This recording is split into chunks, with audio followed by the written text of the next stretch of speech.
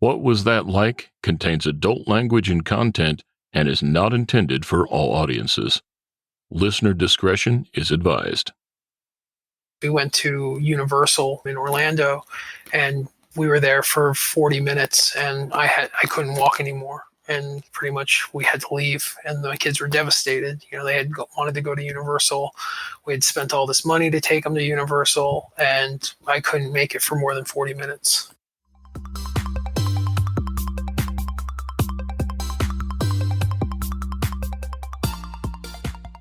Welcome to What Was That Like?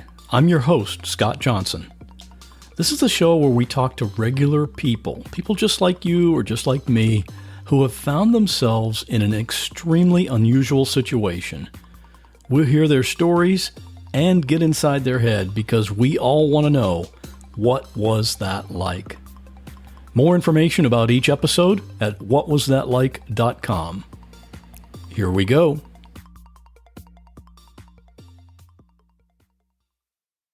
My conversation today is with Ray, who lives in St. Augustine, Florida. Just a couple of years ago, Ray was on a downward spiral in terms of his health. Like a lot of people, his weight had gotten out of control. He didn't realize how far off track he was until he visited a doctor one day. That doctor visit was his wake-up call, and he definitely woke up. I think you're going to love this story. I also wanted to mention something right up front. Part of Ray's amazing turnaround is the fact that he underwent gastric bypass surgery. And I want to be clear, and Ray will tell you this as well, this is not for everyone, and it's not an easy, quick fix. If you're considering it, or really if you're thinking about any change in your diet or exercise regimen, you should consult your doctor for advice. In this case, this surgery was just a tool that was available to Ray, and he used it to his advantage. And his transformation has been amazing. Calling this a weight loss success story is just a huge understatement. He has plunged headfirst into the world of long-distance running, which, as you might be aware, is also a personal interest of mine.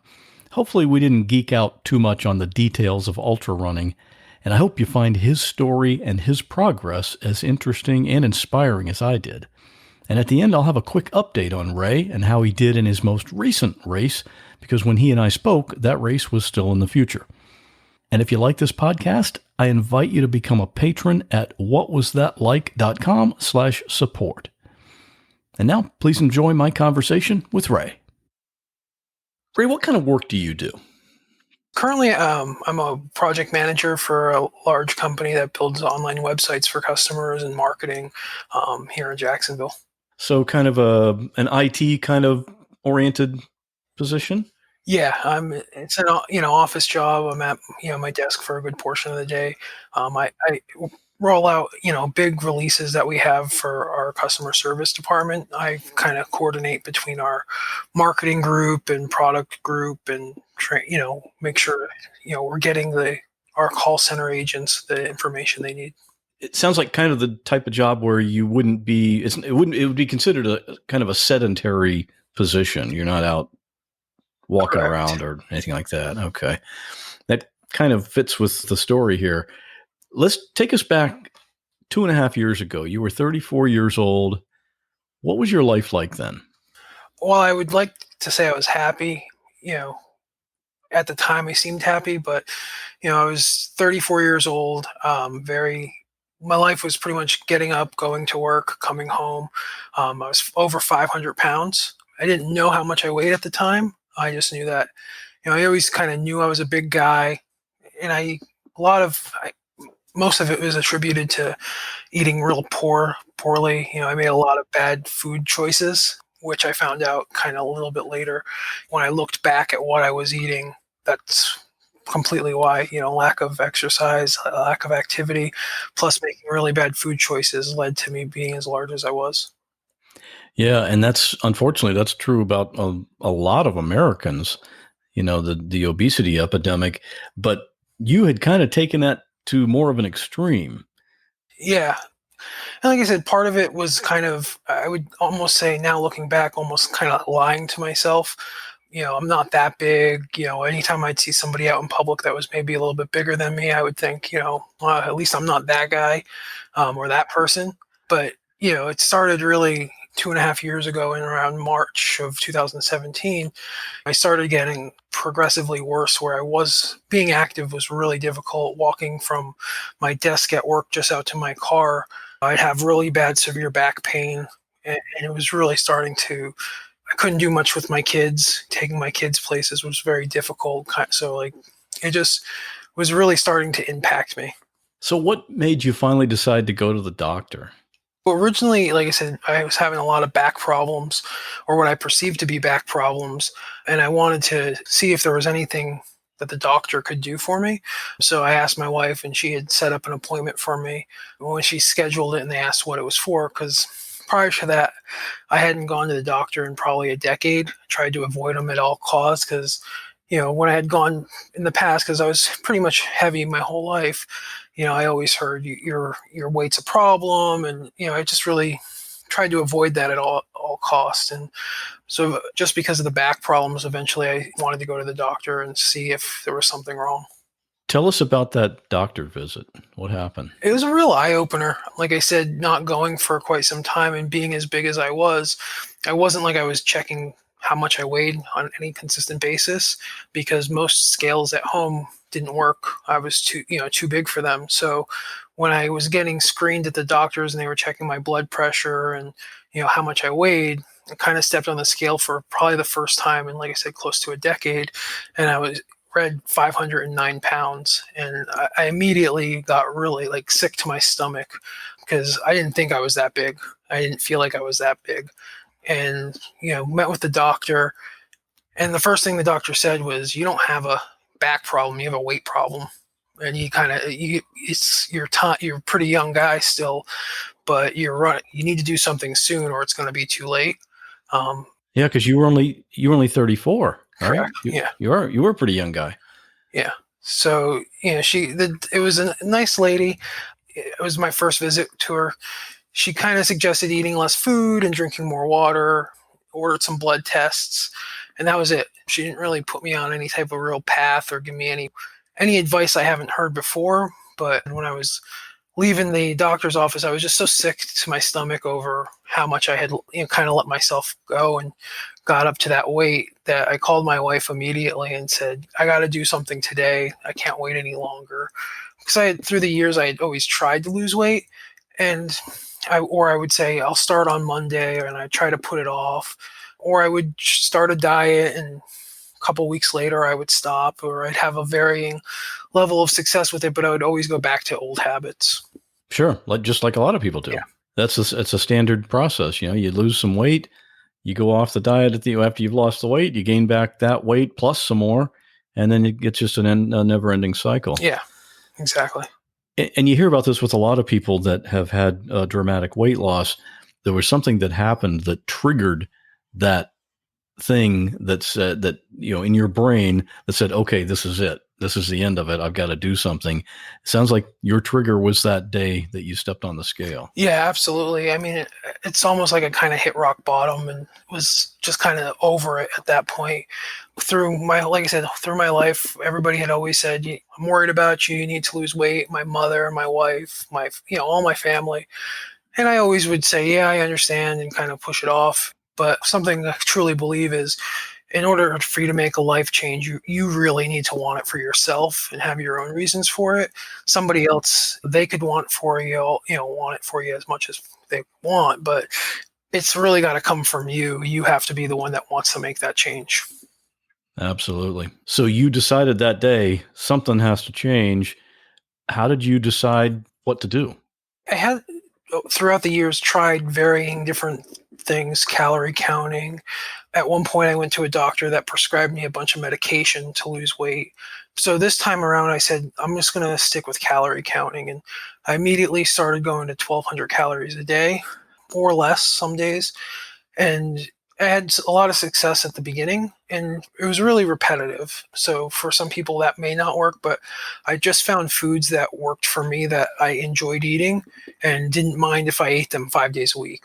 So did you kind of, when you were thinking how boring the food, the repetitiveness of the food, did you think, well, that's the price I'm paying because this is what's going to make me lose weight? Yeah, a little bit. Like I said, I tried to find ways to like mask the food. So like if I was doing chicken breast, I'd try to find different ways to cook it so that it wasn't so repetitive or things that I didn't really enjoy eating. But yeah, I mean, definitely I realized it took me 34 years to get as big as I was, and it wasn't going to just fall off overnight. And I had to make a change long term and really accept the fact that while I'm eating this meal that I may not love, in the long run, it's going to be worth it.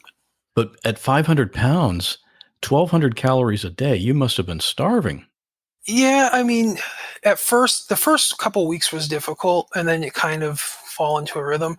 I drank a lot of water, and I tried to use my calories wisely. So, for example, broccoli has very little calories. So, if I was eating for dinner, I would have a huge portion of broccoli and then a little bit of chicken. So, I would try to get as full as I could on foods that didn't have a lot of calories, but were large in portion. Right. Yeah, you can do that with a lot of vegetables. Yeah. So that's great. So how did it go? How did the weight loss go from the So start? when you're as big as I was and you cut your calories to that little, the weight comes off pretty quickly. And after about like 2 months, 2.5 months, I had lost 40 pounds. And I was pretty happy with the progress, but I had the fear in the back of my mind that I could always fall back into bad habits and I would lose all that progress like I have in the past. So it was right around that time that I started looking into gastric bypass surgery and trying to, determine if that was something I wanted to look at, see if I could use that and leverage that for weight loss. I want to say right up front that neither you nor I are doctors, and we're not dispensing any kind of medical advice, and anyone considering this should consult their own doctor. But can you describe what gastric bypass actually does? What's the process? There's several different types of surgery. So gastric bypass is typically used for when, like, it's the most risky but the highest success rate with gastric bypass. And what they do is they reroute a part of your intestine so that your stomach is very small, 2 to 4 ounces typically, so that it restricts the amount of food that you can eat at one time. So it helps for me. I decided it would be a good tool. So I had to go to a seminar where they explained it to you. And really for me, I looked at it as a tool, and that's the way they explained it. It's not a magic pill. It's not something that's going to make you lose weight overnight. But if you use it properly, you can leverage it as a tool. For me, that's what I wanted to use it as, is if I ate something that wasn't necessarily the most healthy for me, there's only so much of that something I could eat because, again, it restricts how much you can eat. So the surgery itself doesn't take any weight off. It just restricts what you're able to eat. Correct. And there's people that have the surgery and don't have success because while it restricts your portion size, it doesn't restrict necessarily what you eat. So some people will have the surgery and, maybe they're eating cupcakes all day long, but they're only having a half cupcake, waiting an hour later and eating another half cupcake. So you still have to really make wise decisions with your food choices. But like I said, if you do fall off and have something that's not necessarily healthy, you can only have so much of that something. So it helps with portion control. Really what I gravitated to was, hey, this will help me with my portion controls and making sure I'm not taking too many bad calories. You mentioned earlier that gastric bypass, the one that you had, has the highest chance of success, but it's also the riskiest. What makes it risky? The surgery has become so common that it's really not risky anymore, or there are some risks to it, but there could be where where they reroute the stomach. There could be a leak. So then they would have to go back in and fix the suture, where there's a leak. There's a few other, just any surgery going under the anesthesia has its own risks. So through the process and through the interview process, they kind of explained it as there's like a certain percentage of people that have passed away from the surgery, but it's so low at this point that like getting your tonsils removed is more risky than having gastric bypass. So I looked at it and the reward outweighed the risk. And if I did nothing, that's more risky than having the surgery. Yeah. And of course, yeah. And you're right. Any surgery is risky. I mean, you're especially something like this where the doctor is literally kind of rearranging your Yeah, insides. yeah. I can see. So do they tell you to try to lose more weight before the surgery? I guess it's different with every doctor that you go to. Some have really strict requirements where they want you to lose a percentage of it. Also, everybody's insurance has different requirements. The company I work for did a really great job of, when they were working out our insurance rates and everything, having it built in where we didn't have to really meet many requirements. We just had to meet the doctor's requirements. And the doctor I went to didn't really have a set limit. He wanted to see some progress, that I was committed to it. But through the process, you have to go for quite a few tests to make sure that you're healthy enough to last through the surgery. But you also have to speak with a psychiatrist, because they want to make sure that this is a huge procedure, and they want to make sure that you're really dedicated to making a lifelong change, and that you're not looking at this as like a magic pill that, once it's done, you're going to lose all the weight tomorrow. Yeah, there's there's a big mental aspect to this, definitely. So, how much weight had you lost by the time you had the surgery? When I started considering it, I had lost about 40 pounds, and that was right around June of 2017, and I had my surgery in September, beginning of September, and by then I had lost 90 pounds. So I went from 509 to, it was like 490. I think like 419 the day of surgery. So you lost 90 pounds. Did you ever consider, man, maybe I don't need to do this surgery, I could just lose it all on my own? Yeah, I mean, that thought was there, but in the back of my mind, I still had that fear that I would go back to my bad habits. And like I said, I was so far into this process and made the decision that this was going to be the thing that kind of like my safety net, and almost like I was doubling down and making sure that, hey, if you do fall off the bandwagon, or if you do make a mistake, at least you can only make a mistake so much, because this is gonna really help you restrict that.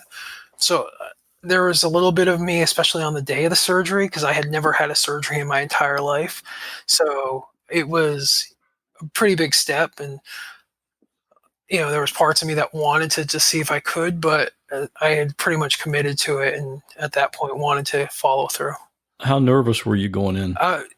Like that morning? That morning I was really nervous. It didn't hit me until they kind of took me into the back and started prepping me, and then me and my wife had to sit in the pre-op area for like 45 minutes, and I was pretty nervous, but lots of time to work up those nerves. Yeah, like I said, I just kept on telling myself that this is going to be for the long term. This is going to be really great for me. And this is something that they do every single day. And it was kind of funny when you're going through the process, and we booked my appointment. The doctor's like, "Oh, you're the first one of the day, and then I have 9 more the rest of the day." They're doing these surgeries in bulk, so. That's a good way to look at it. That's the perspective. I had kind of the same thing when I had LASIK surgery, because you think about it, man, this is your eyes. You really want to, I can see okay with glasses. Do you really want to take a chance on messing that up and everything? But then, the guy that did the surgery has done like 20,000 of them. So it's just routine. It's not routine for me, or, this surgery wasn't routine for you because it's the only time you'd ever have it done. But for the doctor, it's just another day. Exactly. Were you exercising at all during this time? Not when I was that big. When I was 400 pounds, it was still, my mobility wasn't very good. I would try to walk around a little bit more. At work, I'd get up every hour or so and just kind of walk around the building, but I wasn't really doing much, actually, what I would consider exercise. How long did the surgery take, and how long, and how did you feel right after? The surgery wasn't very long. I think it was about an hour, and then I was in the hospital for 2 days, and the pain, it wasn't too bad at all. In fact, I was probably only took pain medicine for the first day. And then when I got home, they gave me pain medicine. I didn't take any of it because it wasn't too painful, because they did it laparoscopically, so there was only a couple small incisions. So I think I was, like I said, back in the back for about an hour, and then in the hospital for about 2 days. The 2 days is just to make sure they want to make sure that none of the connections where they're connecting the intestines, nothing is leaking or anything. So I went down and they had to, while I drink some liquid, make sure that nothing, everything was still connected and there was no leaks. Right. You don't want any leaks, that's for sure. So how long did it take to fully heal? Not long at all. I took they recommended 2 weeks. So the first week I worked from home, and then I took like 3 days off of work. I used PTO, and then I worked from home the following week, and then I was back at work. Now, like I said, I'm not very active at work, so it wasn't too bad, but I was up and able to drive and do everything I needed to within 5 to 7 days. So did the people at work, I mean, I'm thinking if they didn't really understand, you probably explained to them what the surgery was, or they probably knew, but I'm just thinking some people that didn't really know, they might see you come back the first day of work and think, well, wait a minute, you're the same size. Yeah. No, I think they kind of knew. And the surgery is becoming more common. So there was other people in my office that have had similar surgery. So they kind of saw other people that had gone through the same process. What were the instructions that they gave you on how your eating habits had to change? Just eat less, or was there something else more than that? One of the things that once you had the surgery, I was told can't do moving forward is like no carbonated beverages. So I haven't had like a soda or carbonated water or anything carbonated in like 2 years. So it's something to do with the food, the way that the carbonation can react with your stomach. Also, when I do eat, I can't drink and eat. So I can drink something and then 30 minutes before I eat, and then after I eat, I have to wait 30 minutes to a half hour to drink something. And then just small portions. I got a question about the drinking, though. What would happen if you didn't wait? If I didn't wait, it could actually increase the size of my stomach. It could make me sick because the food kind of naturally digests, and if you drink, it kind of will force the food down. So you can get kind of nauseous and sick from it. And of course, the main thing is you have to have smaller portion sizes. But I would think if your stomach is so much smaller, you must get full pretty quick. Yeah, absolutely. It's weird. Right after the surgery, I believe it was 2 weeks, I had to be on like a liquid diet. And then I was finally able to eat like soft food. And one of the first things I had was a single scrambled egg. And they tell you to kind of eat slowly. And I've always eaten kind of fast. And I got about halfway through the egg and I had ate too much. Like I got nauseous and sick. So like a half of a scrambled egg has filled me up at first. That has got to be the weirdest thing. I mean, when you think about before, you could sit down to a burger and a double cheeseburger and fries and a beer and you're fine. But now you got half an egg and you're feeling full. That's just weird. Yeah. And over time it changes a little bit. So now I can eat a little bit more. Now I could probably eat like an egg and a half to two eggs scrambled. But at first, I was on liquids, so my stomach, was pretty small. But yeah, it definitely messes with your mind a little bit because you're so used to eating big portions, and now you're eating way smaller portions. Because even throughout the process prior to my surgery, like I said, while my calories count was really low, I was eating large portions of broccoli and healthy foods. So like big salads and things like that, just a lot of lettuce and because salad, depending on how you make a salad, sometimes it can have a lot of calories. So, but yeah, it took some time to getting adjusted to. Was there any concern about, I'm thinking fundamentally, if you physically can't eat very much food, what about, your body requires a certain amount of protein and carbohydrates and, a certain amount of nutrition. Yeah. Can you get enough by what you're able to eat? That's a really good question. One of the things you do have to go on immediately is supplements. So multivitamins, vitamin B, vitamin D, iron, protein, like they want you to drink protein shakes and things like that. Some, things that are really high in protein. So, and I'm not a huge fan of protein shakes. It would take me like an hour to drink a protein shake, especially when my stomach was that small. Now it's a little bit different because I'm 2 years removed. I can eat a little bit more, and I eat a little bit more frequently. But at first, a lot of supplements. Okay, so take us out, let's say like 6 months post-surgery. What was your weight, or how did you lose the weight after the surgery? Was it just as quickly? Yeah, actually, it was really quick. It started falling off really quick. So I had the surgery in September, and it was right around March I kind of hit my first plateau.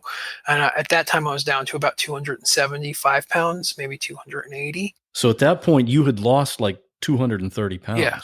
It just started slowing down to, at first, I was losing like a pound a day, like almost every day. Like it just was coming off really easily. And I was really happy. Like I was happy with my progress, but I didn't want to stop there. So, just one night I decided I was going to go out for a walk. So I started doing like nightly walks, going for like a mile, 2 miles, just walking. Mm-hmm. So you started walking. How did you transition that into running? One night I just decided the walking was all right, but I wanted to kind of challenge myself. So I decided I'd see if I could run. I work with a couple of folks that labeled themselves as runners, and they were always talking about like 5Ks and doing those on the weekend, and it sounded interesting. So I decided like I would just try to run for a mile, and I didn't enjoy it at all. It was very hard, and I wasn't very good at it.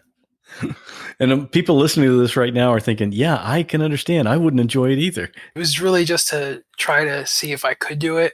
And that was, like I said, probably around May, I think, was when I first wanted to try doing a mile. And I slowly started improving and was able to do a mile. And then one of my coworkers who, like I said, classifies herself as a runner. She does a lot of 5Ks. She kind of challenged me and said, "Hey, I'm doing this 5K. Why don't you do it with me? It's in September." So it kind of gave me a couple months to train for it. And I said, sure, I'll give it a shot. So you set a goal of doing a 5K, and that's a common exercise program. It's a thing called Couch to 5K. Did you do that, or did you just kind of create your own training plan?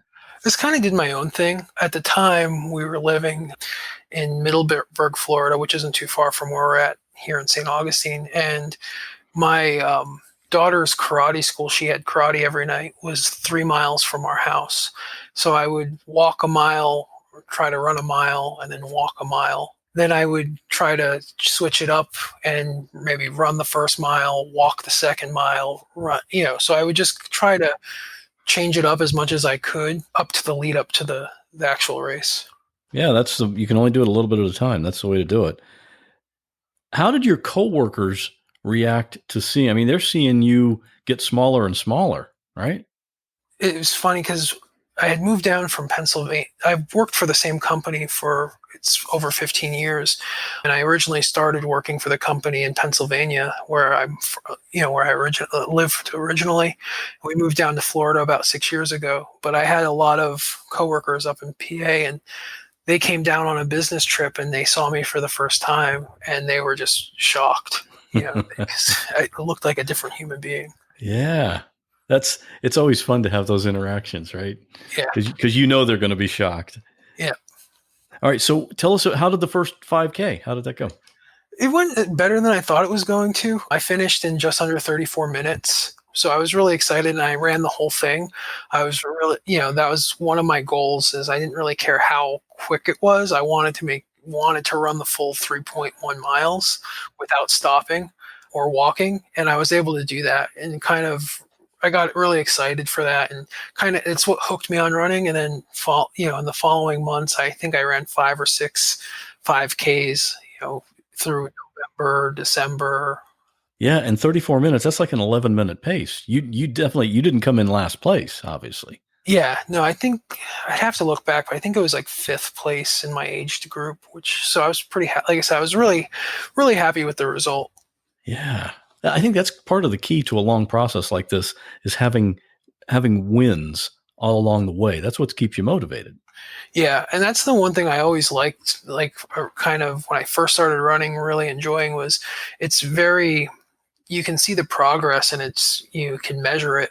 I remember doing like treadmill training, which at first I used to do a lot. Now I enjoy running outside much more, but at first I remember, hey, I just ran a 10-minute mile. That's the first time I ever ran one. And then I'd take a picture of the treadmill to kind of look at it, and then I could look back and say, okay, 2 weeks ago I couldn't keep an 11-minute pace, but now I can keep a 10-minute and 45-second pace, Yeah, it's obviously obvious progress for sure. Yeah. When you did that first 5K, what was your weight? I think it was 220-ish.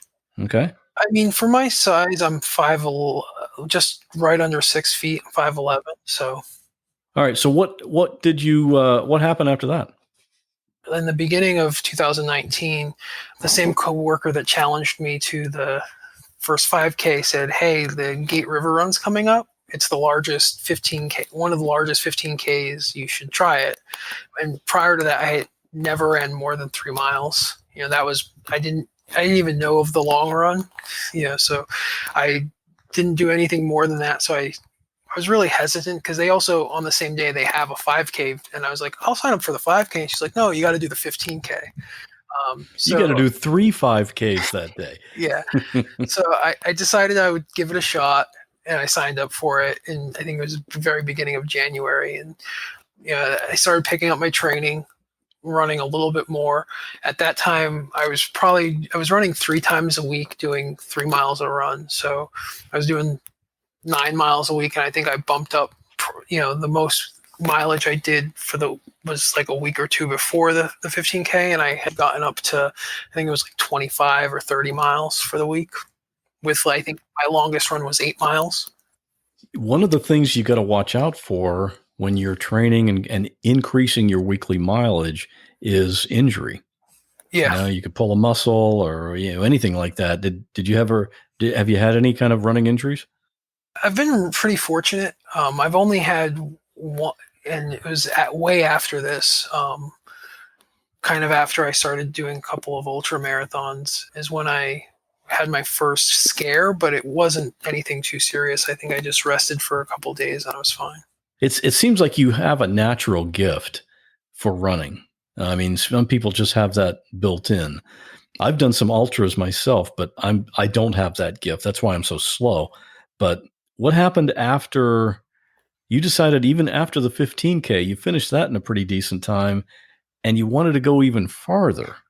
Yeah, so I finished the Gate in 1 hour and 26 minutes, and at that time I kind of realized the longer runs I could keep the same pace for quite some time, and with the shorter 5Ks, I would go to some of the small events and I would do okay. I think I came in like third once or twice, but I kind of naturally realized like I was never going to win a 5K pace with guys my age, because some of them are doing 17, 18-minute 5Ks, and I'm not that fast. So yeah, that's ridiculous.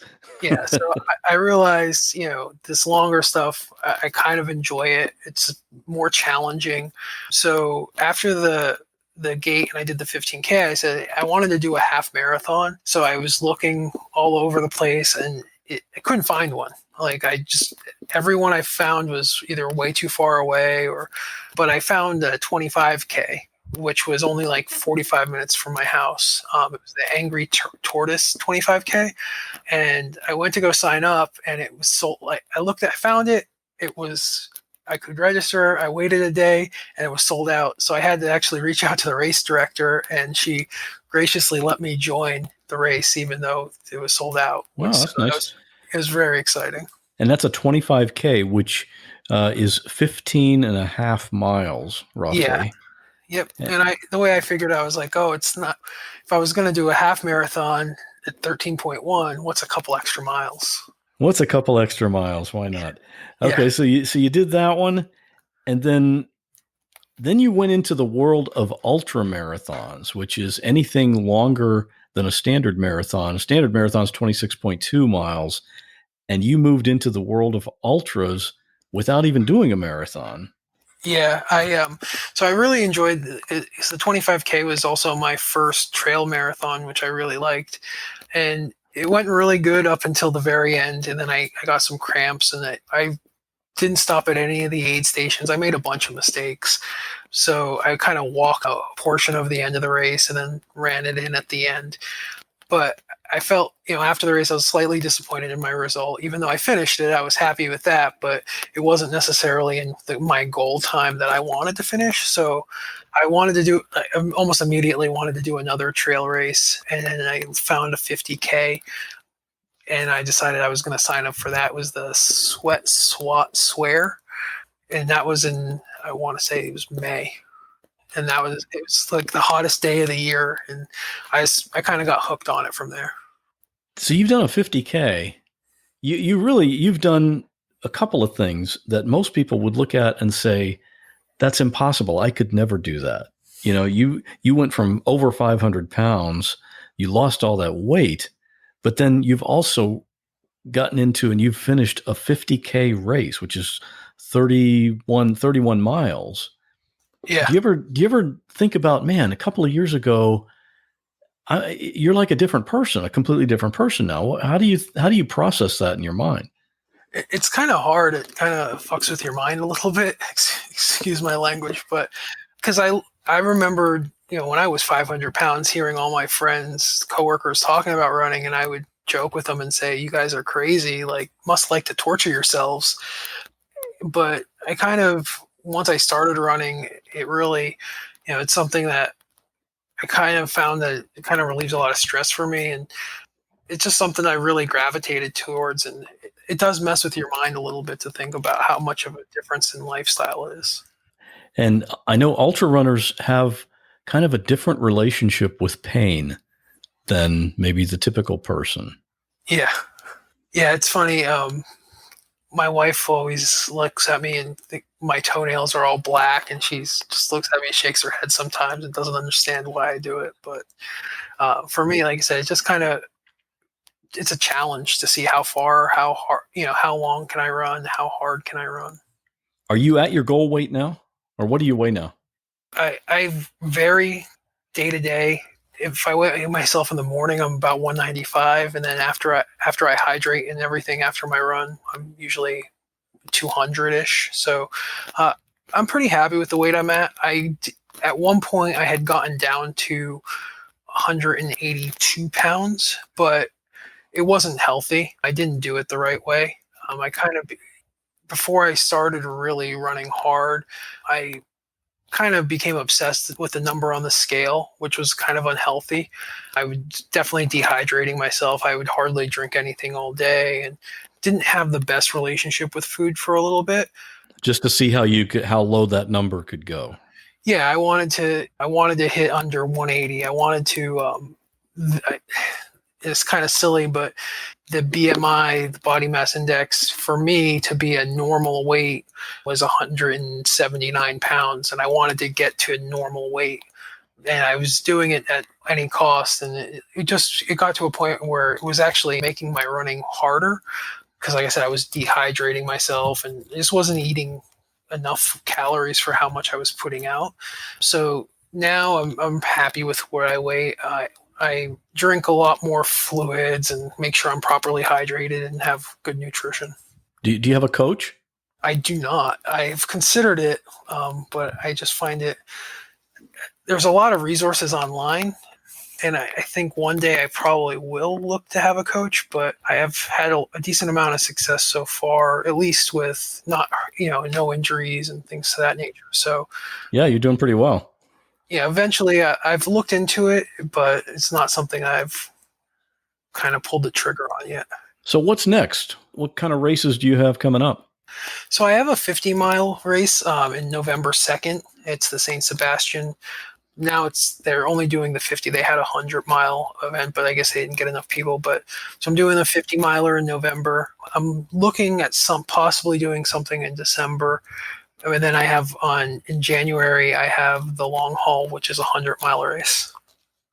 100 miles. Yeah.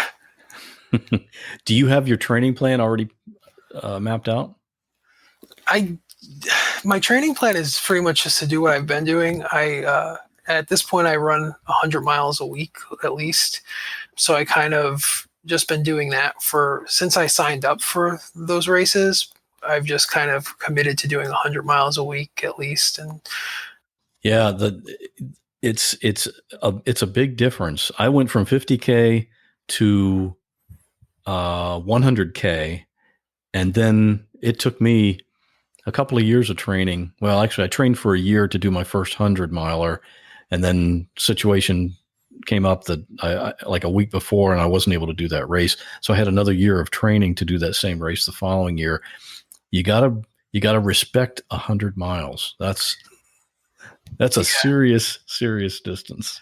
yeah, it was right after I did the 50K in May is when I signed up. I finished the 50K, and that Monday is when I signed up for a long haul in the St. Sebastian. And I right away realized, like, I've got 6 months or so to train for this, and to do it right, I have to get my mileage up. And that's kind of where I had the injury scare.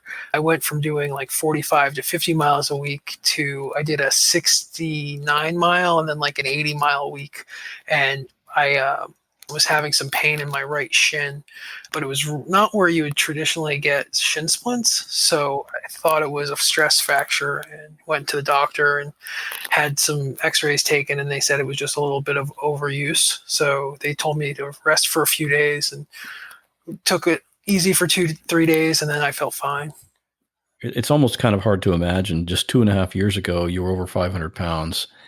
And now in a few months, you're going to be at the starting line of a 100-mile race. How would you describe how different your life is now? It's dramatically different. I can't even I think back to what my life was before, and I kind of was a sloth. I just didn't do anything, and it impacted my kids, my wife. It wasn't good. And now it's not just running, but I'm just more of an active person. So I wake up at 4 a.m. every day just to make sure I get my runs in. And then from there, I go to work and I feel energized. I come home, I do a run I do like a 3 or a 5 mile run every night, but my daughter comes with me and she's riding her bike. So it's just trying to be not only just more active, but more engaged with my family. And some of the changes I've made have kind of really let me do that, because before it just wasn't possible. And now you've got so much of a better chance of seeing your kids grow up and growing old with your wife. And, whereas, you were on a track to not make it very far. Yeah, exactly. And that was kind of another very large motivating factor. Not only was just stepping on the scale, but kind of taking look back at the big picture and seeing how I was impacting my kids. And one memory that sticks out is we went to Universal in Orlando, and we were there for 40 minutes, and I couldn't walk anymore. And pretty much we had to leave, and my kids were devastated. They had wanted to go to Universal. We had spent all this money to take them to Universal, and I couldn't make it for more than 40 minutes. That's like a punch in the gut. Yeah, it really it doesn't make you feel good about yourself. And yeah. So, and that was right before I had started kind of on a downward spiral where I was having more and more problems just being mobile. Well, you did it, man. That's congratulations. You have really defied the odds, and it sounds like you're the type of person that relishes a challenge. Yeah, there is something about challenging myself. I know they say kind of race your own race and things like that, but I'm always looking at, I recently did the 6-hour TikTok ultra race, and you did you may not mention it, but you did pretty well in that race, right? How did you finish? I finished first overall for the 6-hour event. Yeah. But going into the race, I had set some goals, and I didn't really make it known to anybody but my wife. And I said, hey, I'm looking at the last couple of years' results. I see what other people have done. I think I can do really well. So I do get pretty competitive with myself, and and I knew how my long runs were going, and I kind of targeted how many miles I thought I could finish, and kind of the same thing with the 50 mile and the 100 mile. I have some goals that I kind of haven't told too many people, and I told one person about what I want to finish my 100 in, and the guy just looked at me and said I was crazy. Well, for your first 100, just finishing is a great goal. Yeah. Anything on top of that is that's just icing. Yeah. Well, maybe I'll see you out there. I volunteered several times at Long Haul because it's right here in the Tampa area, and so if I get out there in January, maybe I'll see you out there. It'd be good to see you in person. That would be awesome. Hey, it's Scott again. Just a few thoughts before we wrap up this episode. I want to thank Justin Radley for connecting me with Ray. Justin is a good friend and a race director for several ultramarathons here in Florida. You just heard Ray talking about the St. Sebastian race, which he ran on November the 2nd of this year, 2019. This race was his first 50-mile race, and in preparing for it, he went back and added up all of his training runs, and he calculated that he ran over 1,900 miles in order to be ready for race day. And apparently it worked because he won that race. I'm not talking about winning his age group, which would have been impressive in itself. No, he actually came in first place overall. Just unbelievable. And as his wife Sarah posted on Facebook, Ray has now officially achieved ultrarunner status because he has lost the nail from one of his big toes. Pretty common to lose toenails when you do these long races. So congratulations to Ray on this race, and I'm pretty sure he's still planning to do his first 100-miler at the Long Haul 100 race in Tampa this January. If you're in the area, come out and cheer him on. And if you have a crazy story of your own, or if you know of someone who has a story that might be just bizarre enough to be on this podcast, tell them to contact me. They can just go to the website at whatwasthatlike.com and click on Submit Your Story, and if it's a good fit for the show, I want to hear it. Thanks again for listening, and I'll see you in 2 weeks.